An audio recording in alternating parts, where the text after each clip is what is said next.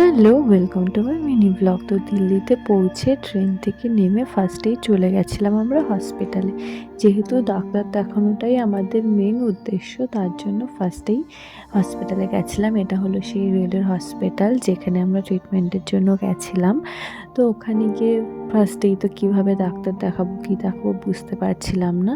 দেন একটু সব কিছু বোঝার পর গিয়েছিলাম একটু খেতে, যেহেতু ট্রেন থেকে নেমে ডিরেক্ট হসপিটালে এসেছিলাম, কিছু খাওয়া হয়নি, প্রচণ্ড খিদেও পেয়ে গেছিলো। তাই ওখানে ক্যান্টিনে খাবার খেতে গেছিলাম, আর ওখানে গিয়ে আমরা অর্ডার করেছিলাম একটা মশালা ধোসা আর একটা হলো ছোলে ভাটুরে। তো খাবারগুলো মোটামুটি ভালোই ছিল। দুটো পুরি দিয়েছিল আর একটা ধোসা ছিল। তো সেটা খাওয়া দাওয়া করে আমরা আবার চলে এসেছি ডাক্তার দেখানোর এখানে ওয়েট করছিলাম যে কখন ডাক্তার দেখাবো, আর ভালো লাগছিল না। দেন ডাক্তার দেখানোর পর তো আমাকে অ্যাডমিট করে দিল। তো চলো আজকের মতো এইটুকুই, বাকি ডিটেলসগুলো পরের ভিডিওতে শেয়ার করবো। টাটা।